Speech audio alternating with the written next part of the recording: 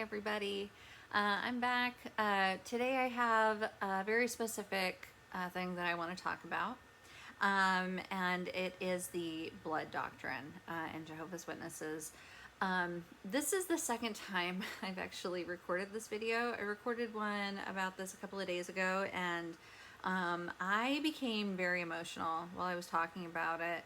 I got weepy a few times, and I also felt like maybe I wasn't kind. Maybe I wasn't kind to, or I had used some unkind words about Jehovah's Witnesses when it comes to this particular doctrine. And I want to just say right off the bat that this is emotional for me, and I'm gonna try to keep it. I'm feeling a little bit better today. But Jehovah's Witnesses are indoctrinated. They are brainwashed, if that's the word that you want to use. And this is not their decision. Okay. You cannot take a Bible and get to blood transfusions are bad with just the Bible.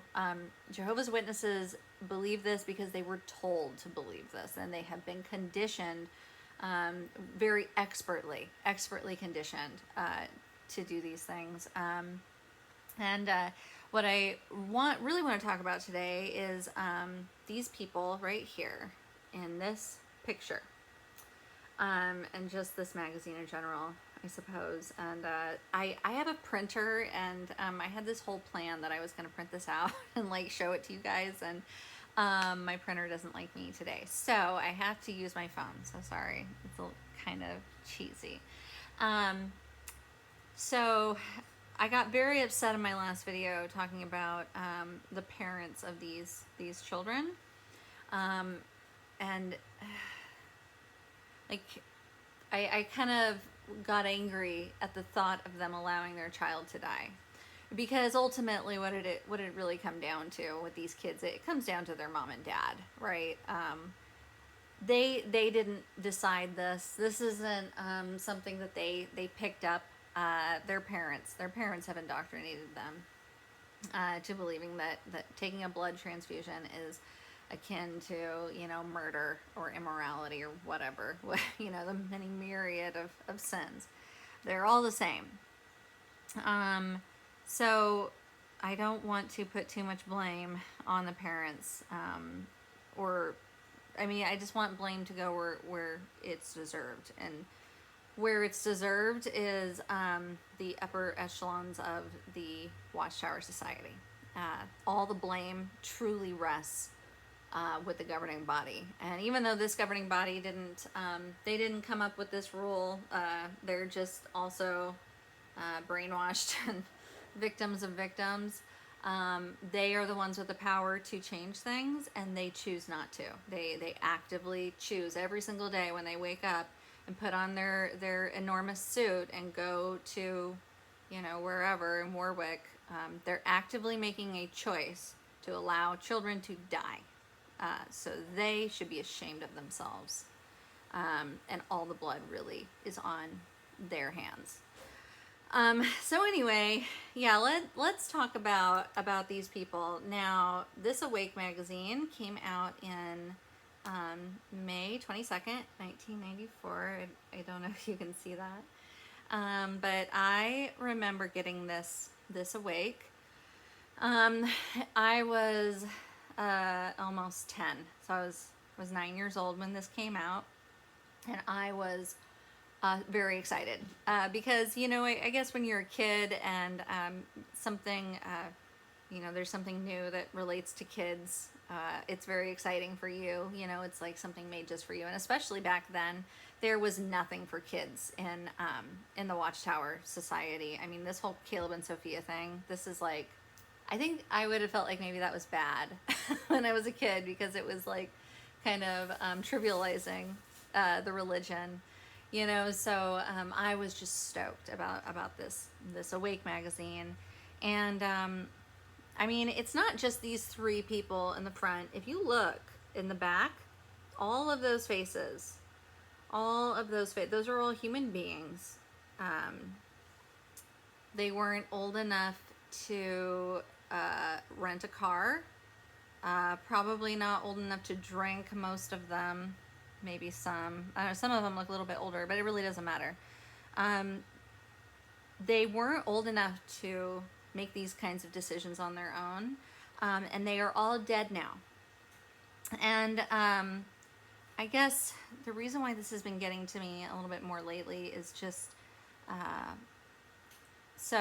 me and my husband have been trying to have a child, and we're going through some like fertility stuff, and it's not like a huge scary thing right now. It's just we're just gonna need to do a couple of little things, and it's probably gonna work out. But I'm kind of getting into that brain space of how precious life is. And then I do remember Lloyd's video that he made about Jared Scepter, I think was his name, the martyrdom of Jared Scepter. Really, really good video. And it was just kind of talking about this kid and the broadcast that they had kind of paraded his parents out, and this kid had died of leukemia, like in 1992 or something like that. And they parade their parents out and talk about how the congregation brought them dinners and stuff, and how they prayed and everything is okay with them. But Jared's dead. So, I don't know. I feel like, I don't believe in an afterlife. So I guess it all kind of depends on how you feel about the afterlife and how you feel about the Bible. The Bible does not say that there's going to be like a resurrection and a paradise on earth. You have to really stretch for it to say those things. So it doesn't say that. And I don't believe that. I just believe that this life is very, very precious. This is the one that we have. This is the one that we know we have. So does it make sense to just die senselessly, or allow a child to die senselessly? I'm sorry, but Jared Scepter is gone now. He is not in the memory of Jehovah. He's just gone. And his life was precious. And the life of all of these people, they were all very, very precious. It's amazing that any of us are here, period. But it's amazing that we're here, and then the fact that we're, we're just born into this religion. That's another like 1 in a million thing. And then sometimes people get into accidents or they get leukemia, and that's just another 1 in a million thing. And if all of these things line up, you're dead. You're dead. And I guess it's especially upsetting to me when I think about the retention rate that Jehovah's Witnesses have. Is like super, super low, right? I don't remember the exact numbers, but you can Google it. It's something crazy low for retention rate for children born in. It's like 10 or 15% or something. So statistically, probably most of these people, when they grew up, would have left. And I think about myself, like, what if I had been the one that got that 1 in a million card in my hand, that I got leukemia, or I was in a horrible accident and bleeding out. I would not have accepted blood, and I would be dead. And now here I am as an adult and capable of making my own decisions, and finding good reasons to make my decisions. And I don't believe that stuff anymore. So ultimately, my parents' indoctrination could have killed me before I even had a chance to decide if I really believed it or not. But I mean, we're talking about a religion that endorses child baptism. I mean, they love to say how they don't baptize babies, but they are. I got baptized when I was 11, so I would call that a child baptism. Barely older than a baby. and not doing it for good reasons. So So yeah, I guess that's what's upsetting me so much lately, is just the thought that that could have happened to me. It was just like that there, but for the grace of God situation, you know.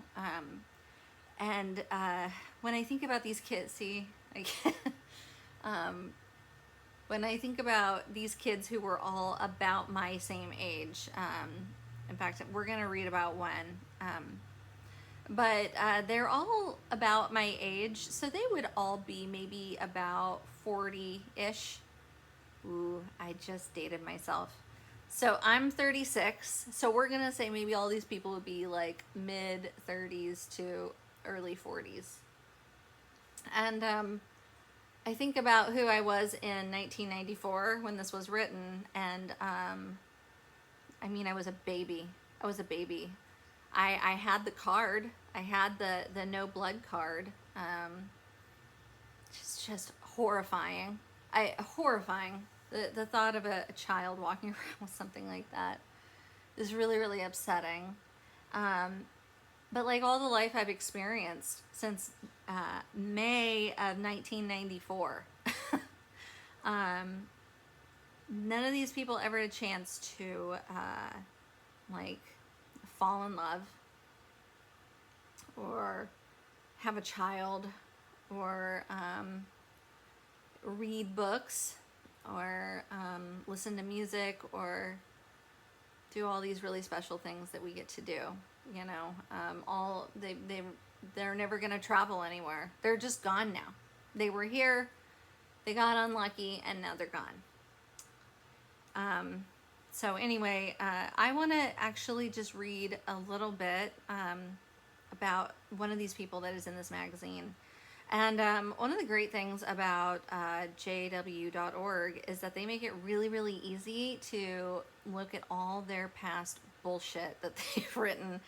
And before I go on, I just want to say that you do need to be careful with jw.org because things that you read in here you should take with an enormous grain of salt. They have altered some things.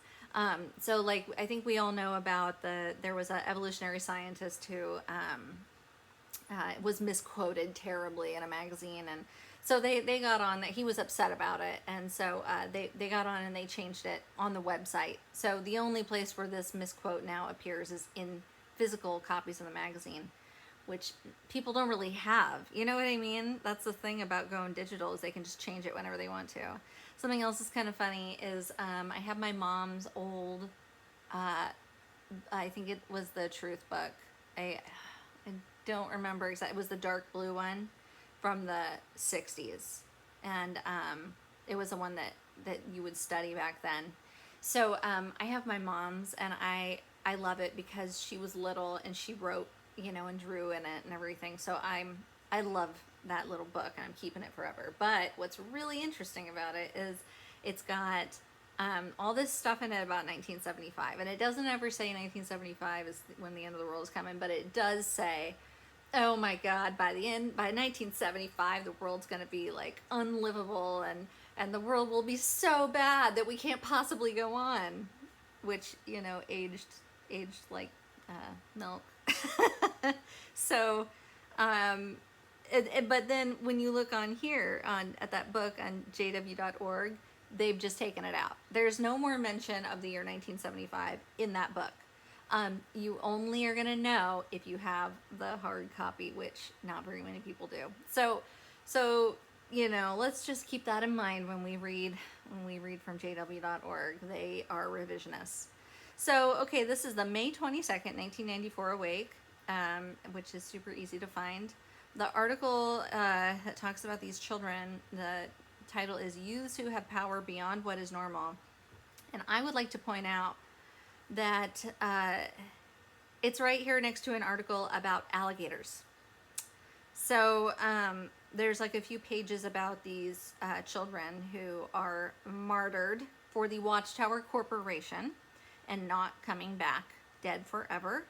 And then, you know, we have a light piece about alligators, which kind of pisses me off a little bit. I feel like this is a very solemn thing, and it shouldn't be cheapened. But anyway, so I'm just going to read the first one, and it is about a little girl named Lynnae Martinez. I like to think that she's probably, I mean, it doesn't say, but it says she's 12, so I like to think that it's her right there. I don't know that for a fact, but when I read it, I think about that little girl's face. Okay, you are young, only 12. You have a family you love. You have school friends you enjoy. You have outings at the beach and in the mountains. First of all, you have your family you love, and you can enjoy your school friends, but they're not your friends. You feel awe when gazing at a night sky packed with stars.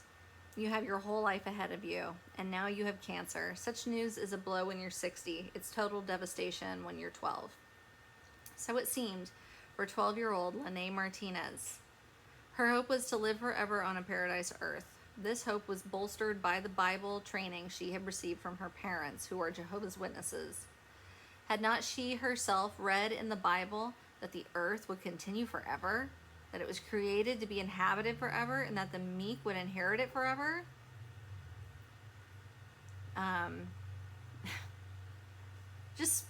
I should have done like a warning, like a trigger warning. Maybe I'll put that in the title. Trigger warning: if you can't stand listening to this crap, I can barely stand reading it. Okay. Now she was in the Valley Children's Hospital in Fresno, California, USA. She had been admitted there for what appeared to be a kidney infection. Tests revealed, however, that she had leukemia. The doctors treating Lynnae determined that packed red blood cells and platelets would be transfused, and chemotherapy started immediately. Okay. Lynnae said that she wanted no blood or blood products. So I guess if she had waited like 7 years to get cancer, maybe she would have been able to live with, I don't know, whatever their fractions. Nonsense. I don't have any medical training, so don't listen to me. Lynnae said that she wanted, okay, blah, blah, blah. Lynnae said she wanted no blood or blood products. She had been taught that God forbids that, as shown in the Bible book of Leviticus and Acts. For the Holy Spirit and we ourselves have favored adding no further burden to you, except these necessary things: to keep abstaining from things sacrificed to idols, and from blood, and from things strangled, and from fornication. Isn't that just a bizarre scripture? Like, no further burden. We don't want to put you out too much, but don't get a blood transfusion, even if it's going to kill you. Sorry. Also, don't commit fornication. Like, this is so bizarre. So weird. They just kind of like force this blood transfusion thing into an already really strange scripture. Like, what the hell? Who are they talking to? Anyway, again, you cannot get to blood transfusions are bad by just reading the Bible, because it's not there, right? So, okay. Her parents supported her in this stand, but Lynnae stressed that it was her decision, and it was very important to her. A 12-year-old is making decisions related to their own life and death, religious decisions that are their decision, not the parents'. I am so sure that if she had said, actually, screw it, I want a blood transfusion, that she would have gotten one. I really doubt it. The doctors talked several times with Lynnae and her parents. Even so, they came again one afternoon. Lynnae said concerning this visit, I was feeling very weak from all the pain and had been vomiting a lot of blood. They asked me the same questions, only in a different way. I told them again, I don't want any blood or blood products. I would rather accept death, if necessary, than to break my promise to Jehovah God to do his will. What kind of a God is this Jehovah person? This apparently sadistic asshole who thinks it's just fine for Lynnae, a 12-year-old, who should be playing with her friends and running around outside. No, first of all, I'm going to give her leukemia. And then I'm going to watch her as she vomits blood and is in tons of pain, because I won't allow her to have a blood transfusion. You know what? Let's just say this. Like, if I am wrong about all of this, which I don't think I am, but if I am, and one day I am faced with this person, I would be happy to die instead of be under their rule, because they're a sadistic asshole. Anyway, sorry, I keep digressing. Lynnae continued. They were back the next morning. The platelets were dropping, and my fever was still high. I could tell the doctor listened to me more this time, even though they didn't like my stand. They did say I was a very mature 12-year-old. Later, my pediatrician came in and told me he was sorry, but nothing would help me but the chemotherapy and transfusions. He left and said he would be back later. When he left, I started to cry very hard because he had taken care of me all my life, and now I felt like he was betraying me. When he came in later, I told him how he had made me feel, that he didn't care about me anymore. This surprised him, and he said he was sorry. He did not mean to hurt me. He looked at me and said, well, Lynnae, if that is the way it has to be, then I will see you in heaven. He took his glasses off and with big tears in his eyes said he loved me and gave me a big hug. I thanked him and said, thank you. I love you too, Dr. Gillespie, but I hope to live on a paradise earth in the resurrection. So I just, once again, if all of this is true, I feel so badly for the medical personnel that are in this situation. It's got to be very trying for their ethics. Because they are trained to save lives, especially the life of a small child. That is the most precious life that there is. And they know that she's being coerced and manipulated, and they know that it's nonsense. And they have to stand by and watch her die. And this is something I kind of... this is a problem I kind of came up against when my dad was in the hospital a few years ago. If you watch any of my videos, you'll know that my dad was hospitalized and needing blood, and fortunately was able to get out of that situation. But it was just so embarrassing for me to watch my family tell the doctors and nurses that he can't have blood even if it's going to kill him. And watch them just be puzzled, because they're in the business of saving lives. They don't want to not save his life. That is not why they came into work today. That's not why they spent years and years and years in school. It's got to be hard for them too to watch this happen. And this man who is a pediatrician who took care of her whole life, to now watch her be murdered by her parents' religion.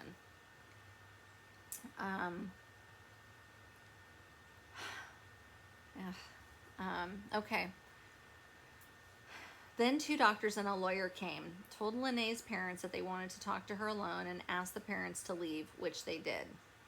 Through all this discussion, the doctors have been very considerate and kind, and were impressed with Lynnae's articulate way of speaking and her deep conviction.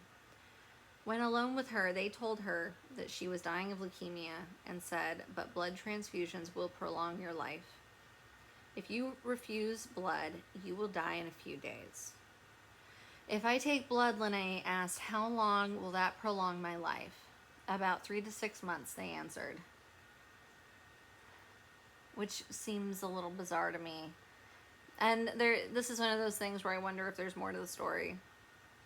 Again, I don't know anything about medicine, but it seems like that is not accurate. So, anyway, what can I do in 6 months, she asked. You will get strong. You can do many things. You can visit Disney World. You can see many other places. I remember when I was little, reading this and being terrified that doctors would use Disney World to try to talk you into getting a blood transfusion, like, because I loved Disneyland so much. I was like, oh my God, Satan would use Disneyland to make me break my promise to Jehovah. Yeah. Lynnae thought a bit, then answered, I have served Jehovah all my life, 12 years. He has promised me everlasting life in paradise if I obey him. I will not turn away from him now for 6 months of life. I want to be faithful until I die. Then I know in his due time he will resurrect me from death and give me everlasting life. Then I will have plenty of time for everything I want to do. The doctors and the lawyer were visibly impressed. They commended her and went out and told her parents that she thinks and talks like an adult and is able to make her own decisions. They recommended to the ethics committee of the Valley Children's Hospital that Lynnae be viewed as a mature minor. This committee, made up of doctors and other healthcare professionals, along with a professor of ethics from Fresno State University, made the decision to allow Lynnae to make her own decisions with regard to her medical treatment. They considered Lynnae a mature minor. No court order was sought.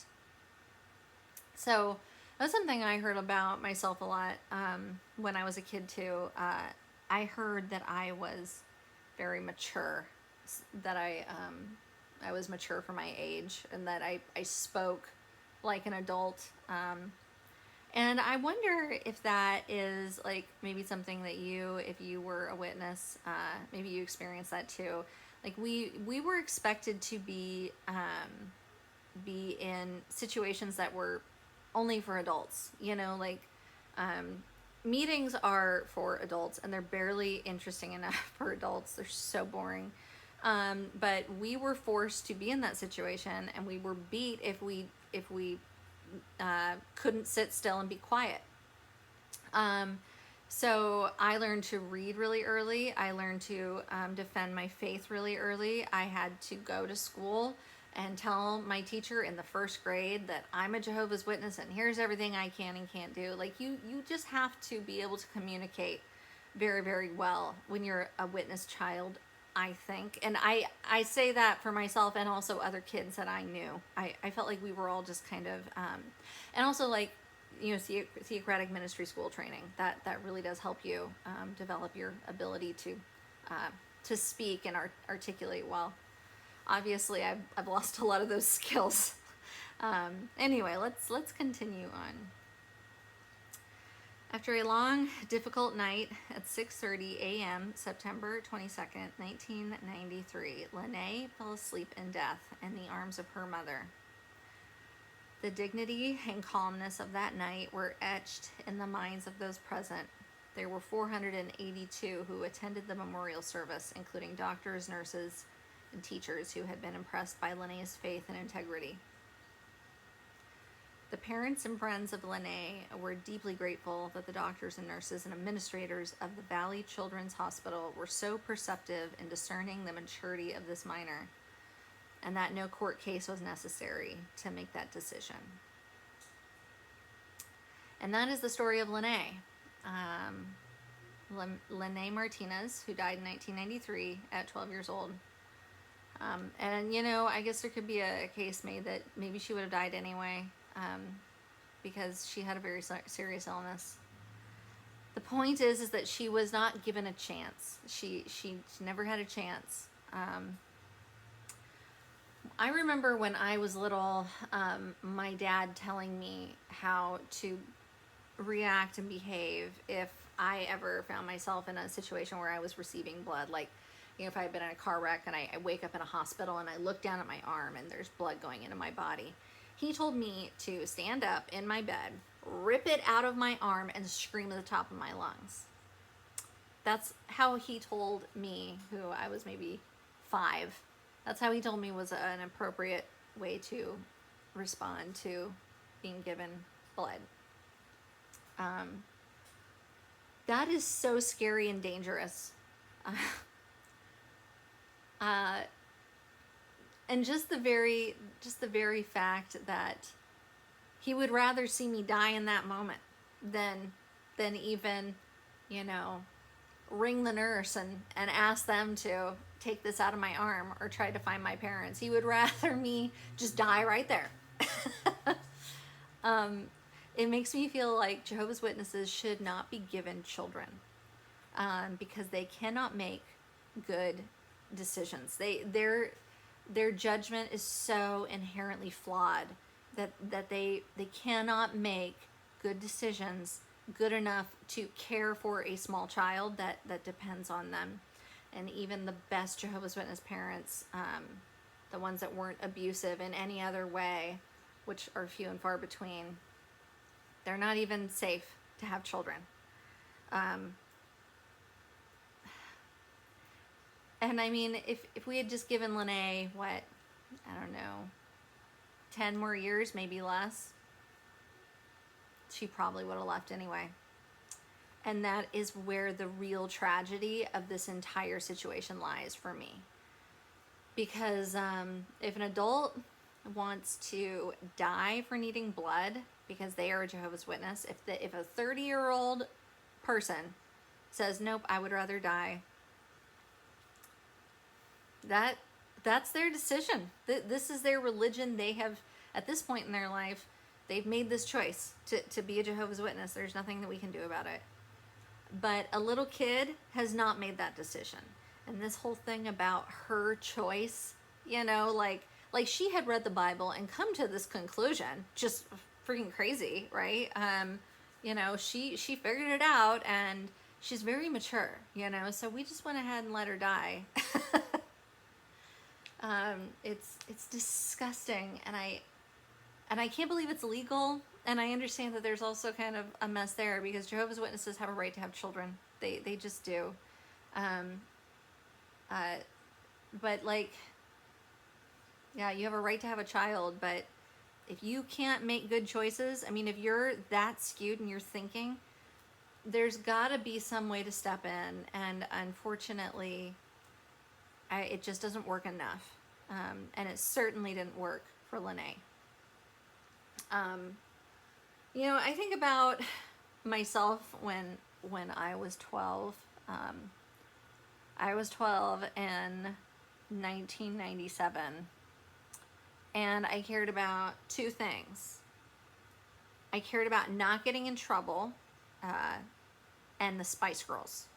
Okay, those were the only two things that really mattered in my life, was not getting yelled at or in trouble by my dad, and you know, this and this band, like that I had no independent thought, you know. If I had needed a blood transfusion at 12, I wouldn't have taken one. I would have died just like Lynnae. But I look back at that person that I was when I was 12, who liked the Spice Girls, and I realized that she was not a full person yet. She was just a mirror of her parents, and she was not making her own choices.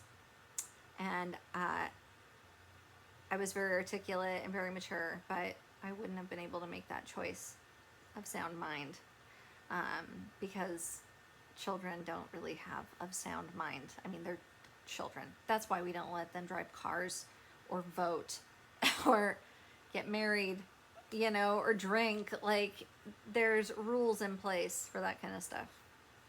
Anyway, thank you guys so much for listening to me rant about this. This is something that has really been on my mind a lot lately.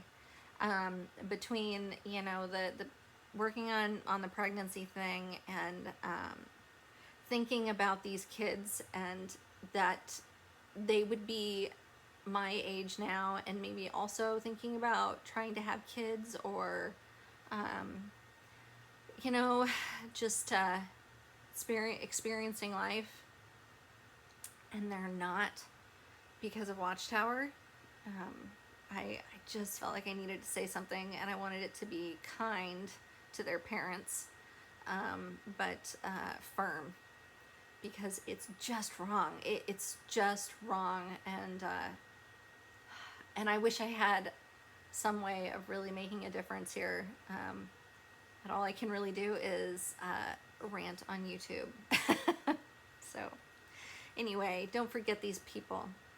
Don't forget these faces, y'all. There we go. This could have been us. So don't forget them. And thank you for watching, and take care of yourself. And I'll be back maybe with a happier video next time. Maybe we'll read the article about alligators next time. Bye.